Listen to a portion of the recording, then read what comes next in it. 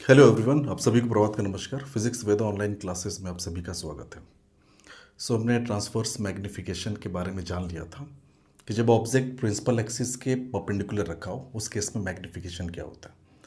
अब हम बात करेंगे लॉन्गिट्यूडनल मैग्नीफिकेशन, यानी कि when object is placed along the principal axis. अब ये भी कह सकते हैं कि व्हेन ऑब्जेक्ट इज प्लेस्ड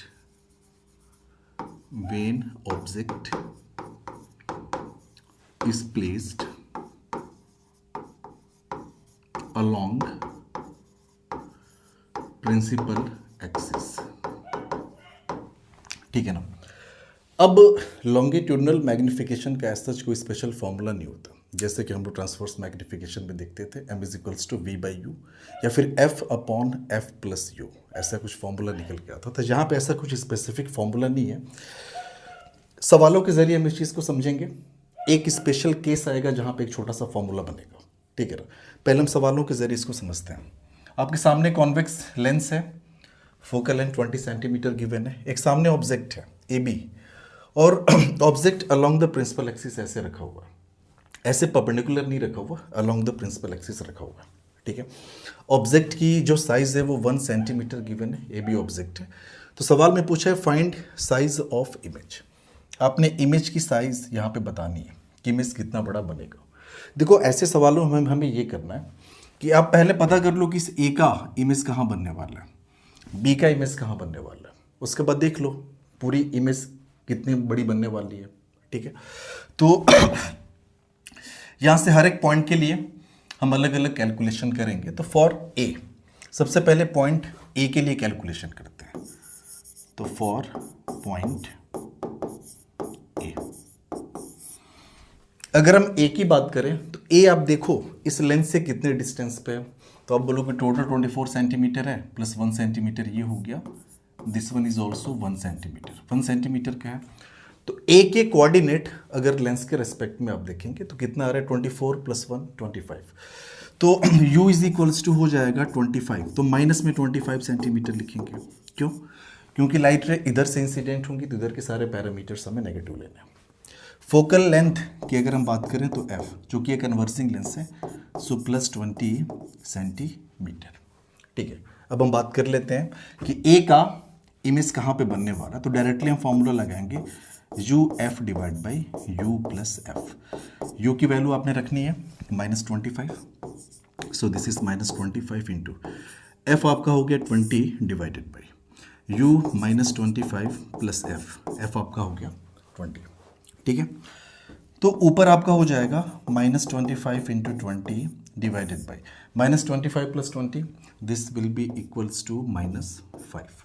ठीक है ना। माइनस माइनस कट गया, 5 5 सा 25। तो हमने यहाँ पे देखा कि v इज इक्वल्स टू निकल के आ गया प्लस 2 5 सा 10, 100 सेंटीमीटर आएगा, 100 सेंटीमीटर। प्लस ये बता रहा है कि दूसरी साइड इसका इमेज बनने वाला है। ठीक है। तो जो पॉइंट ए का इमेज बनने वाला है यहाँ से 100 सेंटीमीटर कहीं इधर बनने वाला है। चलो मान लेते हैं कि ये आपका हो गया ए, और ए का इमेज हो गया ए डैश, और ये जो इसकी डिस्टेंस निकली है ना वो निकली है 100 सेंटीमीटर। ये ए का तो हमने कैलकुलेशन कर लिया। अब ज़रा बात कर लें बी के साथ क्या सीन है। बी का इमेज प्रिंसिपल एक्सिस पे कहाँ बनने वाला है। ठीक है। So for point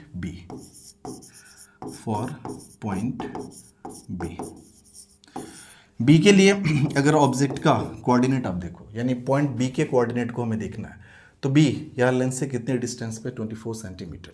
so u will be equals to -24 centimetre. Minus में लेंगे, एफ इज इक्वल्स टू आपका हो जाएगा प्लस 20 सेंटीमीटर। भाई लेंस तो बदला नहीं है ना हमारा।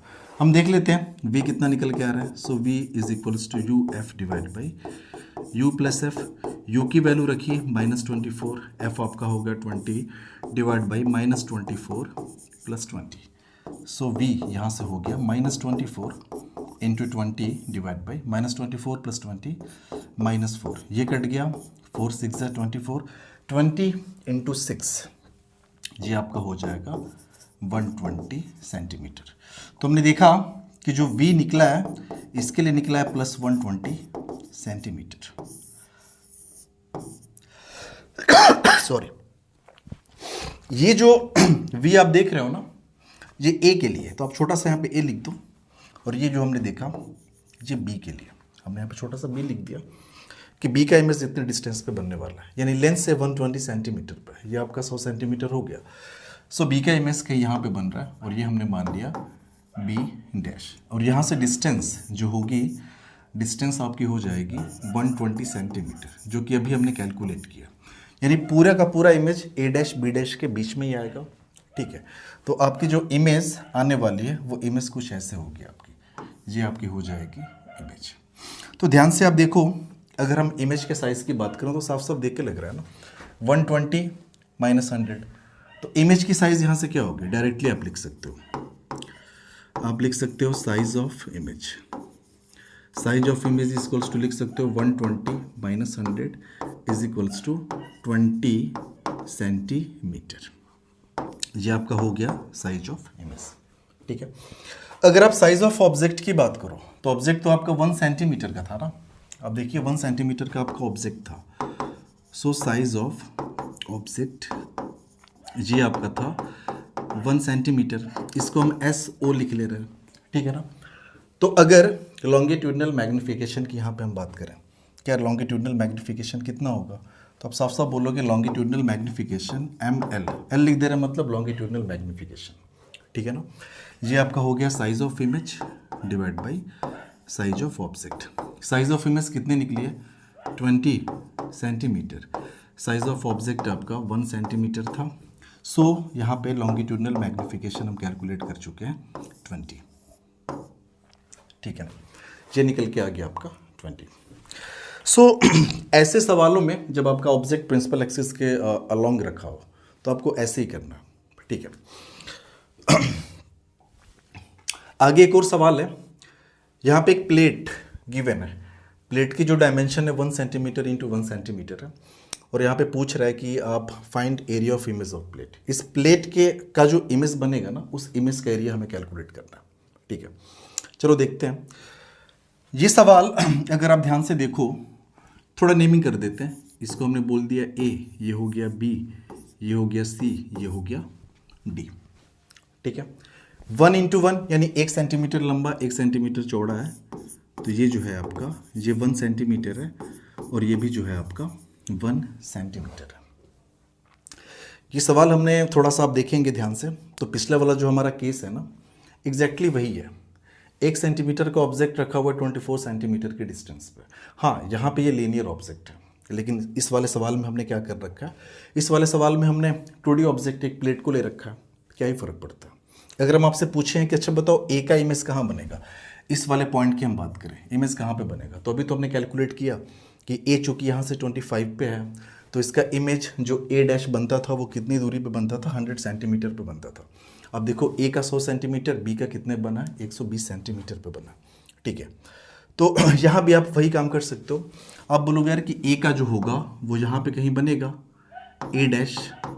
ठीक है, और B का जो होगा वो प्रिंसिपल एक्सिस पे ही, ये डिस्टेंस कितनी हो जाएगी, दिस विल बी 100 सेंटीमीटर। अलग से हम कैलकुलेट नहीं करने जा रहे, ठीक है ना, हमें कॉन्सेप्ट सीखने से मतलब, अलग से हम कैलकुलेट नहीं करने जा रहे। और B का कहीं यहाँ बनेगा, ये आपका हो गया B डैश, प्रिंसिपल एक्सिस के ऊपर ही बन रहा है, इस बात का आप ध्यान दीजिएगा। आप ऐसा नहीं सोचना कि प्रिंसिपल एक्सिस तो खत्म हो गई, नहीं, आप ऐसे बढ़ा लो ना प्रिंसिपल एक्सिस को, क्या ही फर्क पड़ता है। ओके, ये हमारी होगी प्रिंसिपल एक्सिस।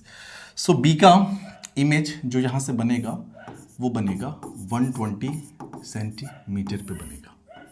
ठीक है ना, A डैश B डैश, ये सीन तो हमारा फाइनल हो गया। अब ज़रा ध्यान देते हैं, हमें पता करना है कि ये जो AD है ना हिस्सा, ये कितना बड़ा बनने वाला है। ठीक है, तो इसके लिए तो फिर हमें, आप देखोगे तो ये AD वाला जो पार्ट है ये तो प्रिंसिपल एक्सिस के परपेंडिकुलर है ना, यानी यहाँ पे हमें ट्रांसवर्स मैग्नीफिकेशन को इन्वॉल्व करना पड़ेगा, मजबूरी में करना पड़ेगा। चलिए करके देख लेते हैं। तो आप लिखेंगे फॉर AD, हम AD के बारे में जानना चाहते हैं कि AD जो है इधर कितना बड़ा बनने वाला है।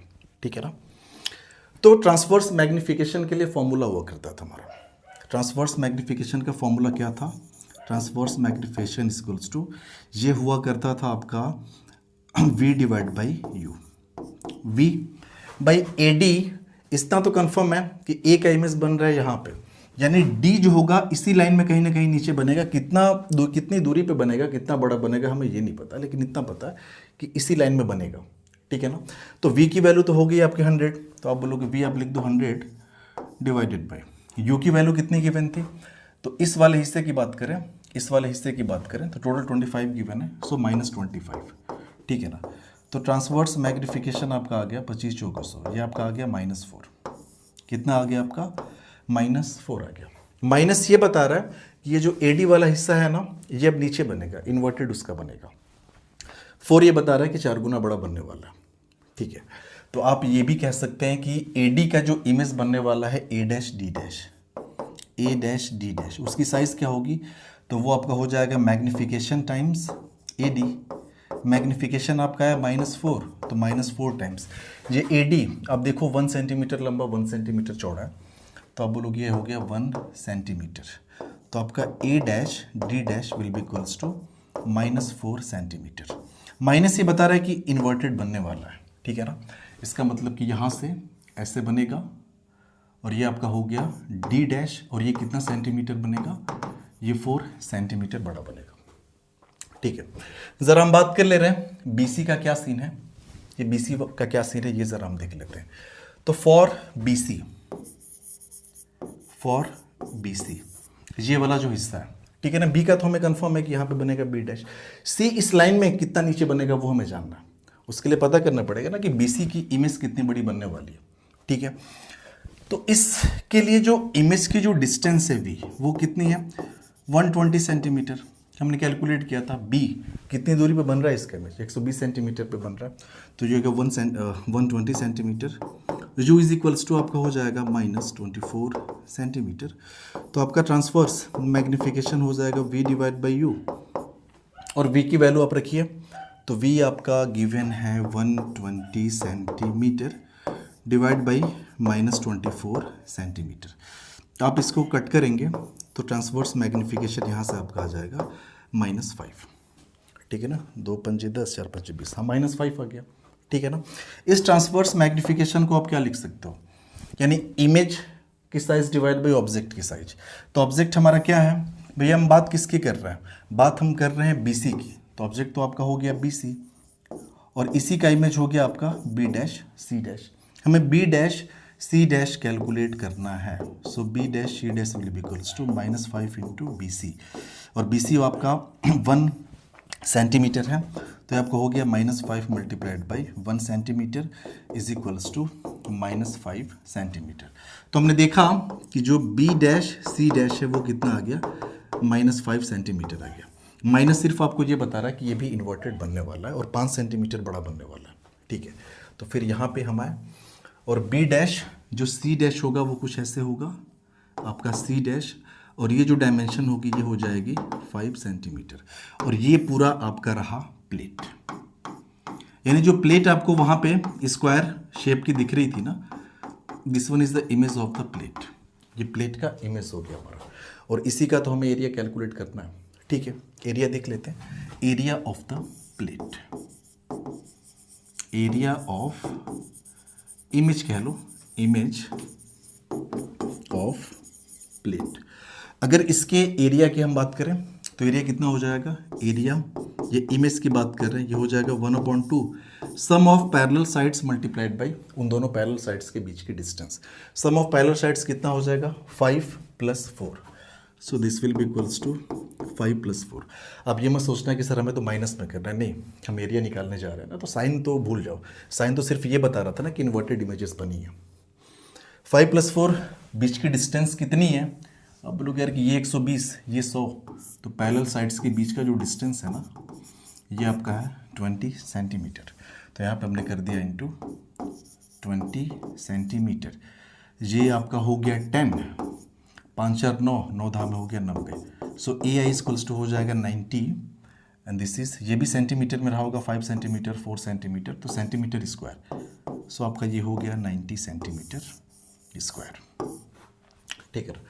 तो हमने एरिया ऑफ इमेज कैलकुलेट कर लिया। ऐसे सवाल आपको अच्छे खासे मिल जाएंगे। मिरर्स में भी ऐसे हुआ करते थे। देखो चाहे मिरर की बात करो लेंस की बात करो, फॉर्मूला बदलता है, आपका कॉन्सेप्ट नहीं बदलने वाला, ठीक है ना। साइन कन्वेंशन को आप ध्यान में रखिए, फॉर्मूले को ध्यान में रखिए, आंसर आपका एग्जैक्टली सही निकल के आएगा। अब ज़रा जिस स्पेशल केस की हम बात कर रहे थे, लॉन्गिट्यूडनल मैग्निफिकेशन के केस में, ज़रा हम उसकी बात कर लेते हैं।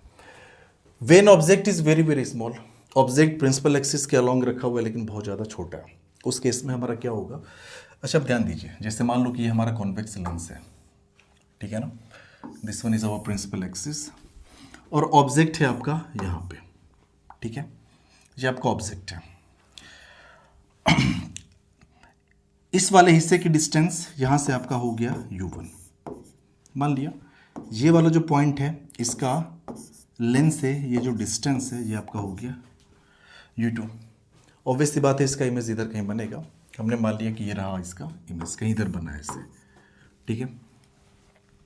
इमेज का ये वाला जो पॉइंट है हमने मान लिया कि v2 डिस्टेंस पे बना है, साथ ही साथ जो ये वाला हिस्सा है ये आपका है v1 पे। ऑब्वियस सी बात है कि इस पॉइंट का इमेज निकालेंगे तो कहीं ना कहीं बनेगा, इसका निकालेंगे कहीं ना कहीं बनेगा, वो फाइनली वहाँ पे इमेज है। ये आपकी ऑब्जेक्ट हुआ करती थी और ये आपका हो गया इमेज, ठीक है ना। हम आपसे बोले कि अच्छा एक बात बताओ, इमेज की साइज़ बता दो यार, इमेज की साइज़ है कितनी यहाँ पे। आप बोलो यार कि इमेज की साइज़ आपको निकालनी है ना, तो v2 में से v1 को माइनस कर दो, तो यहाँ से ये जो डायमेंशन है ये आपका हो जाएगा v2 माइनस v1, यानी कहने का मतलब कि साइज ऑफ इमेज यहाँ से आ गई है v2 माइनस v1, ठीक है। हम बोले कि अच्छा बताओ साइज ऑफ ऑब्जेक्ट कितना है, आप बोलोगे यही तो है आपका ऑब्जेक्ट, तो ये आपका हो जाएगा u2 minus u1। So size of object हमारे सामने आ गया u2 माइनस u1, ठीक है ना। अगर मैग्निफिकेशन की हम बात करें, और कौन से मैग्निफिकेशन की हम बात कर रहे हैं, we are talking about longitudinal magnification, तो ये आपका हो जाएगा size of image divide by size of object. Size of image आपका है v2 माइनस v1 और साइज ऑफ ऑब्जेक्ट जो है आपका u2 माइनस u1 है, ये होता है, ठीक है। ऑब्जेक्ट अगर बहुत ज़्यादा छोटा हो तो बताओ इस u2 माइनस u1 को, इसको तो हम du कह सकते हैं, और ये v2 माइनस v1 को हम dv कह सकते हैं, ठीक है ना। अगर हम एलिमेंटल ऑब्जेक्ट की बात करें तो आप ऐसे कह सकते हो कि for very very small object, for very very small objects, बहुत छोटा अगर ऑब्जेक्ट है तो आप ये कह सकते हो कि उस केस में जो v2 माइनस v1 होगा ना, इसको आप dv कह सकते हो, और जो आपका u2 माइनस u1 होगा ना, इसको आप क्या कह सकते हो, du कह सकते हो। यानी इमेज की साइज ये आपका हो गया ऑब्जेक्ट की साइज, यानी कि स्मॉल ऑब्जेक्ट के लिए जो मैग्निफिकेशन यानी लॉन्गिट्यूडनल मैग्निफिकेशन का फॉर्मूला निकल के आएगा, v2 माइनस v1 को आप कह दो dv divide by u2 minus u1 को कह दो du, dv बाई du हमें कैलकुलेट करना है, ठीक है, ओके। अब जरा ध्यान दीजिए,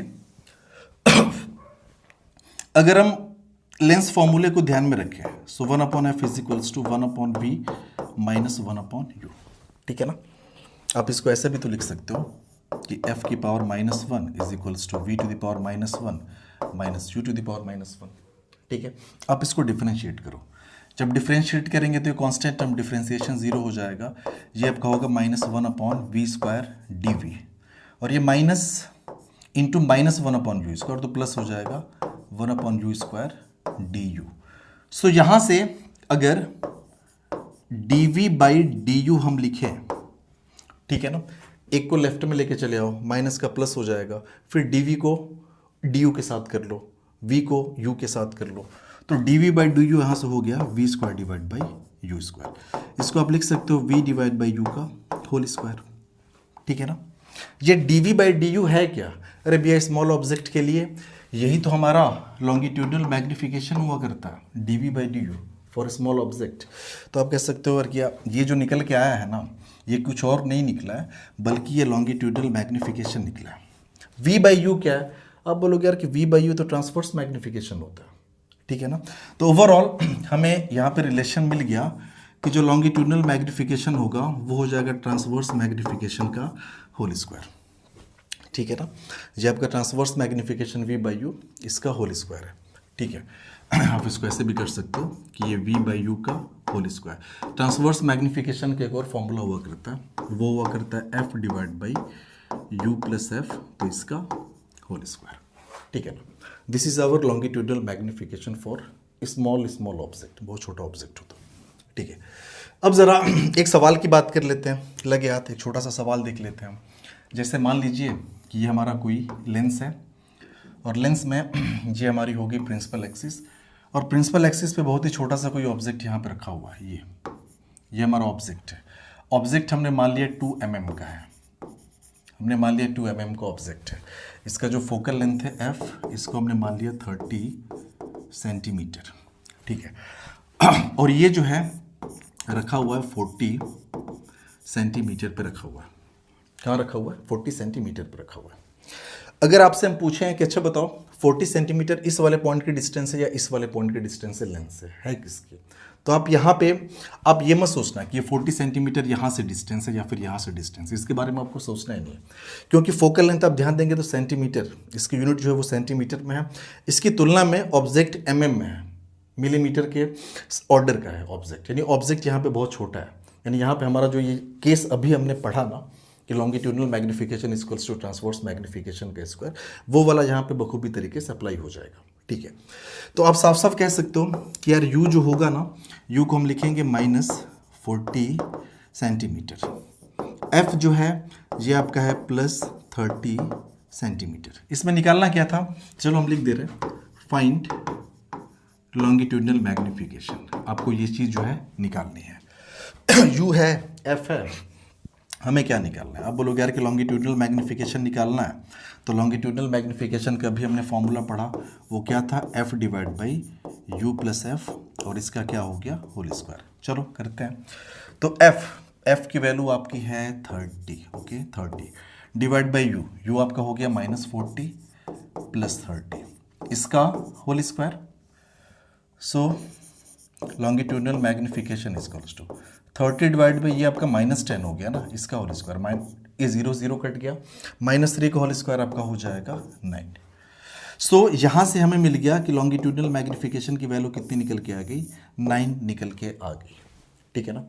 तो अगर आपसे किसी ने पूछ दिया कि अच्छा बताओ इमेज की साइज़ क्या होगी, फिर कोई दिक्कत नहीं, आप इमेज की साइज़ निकाल सकते हो कि इमेज की size of image is equals to magnification into size of object. ठीक है, मैग्नीफिकेशन कितना निकला है? 9, और साइज ऑफ ऑब्जेक्ट जो है वो आपका 2 mm का है। 2 mm, तो आपका यहाँ से निकल गया size of image is equals to 18 mm। ठीक है, तो जो चीज़ हमें निकालनी थी वो चीज़ हमने यहाँ पे निकाल ली। सॉरी। अच्छा, अगर आप v वाले फॉर्मूले का यूज़ करके निकालेंगे तो आंसर पे कुछ फ़र्क नहीं पड़ेगा। हम देख लेते हैं यहाँ पे, चलिए आपको लग गया तो हम क्रॉस चेक करा दे रहे हैं।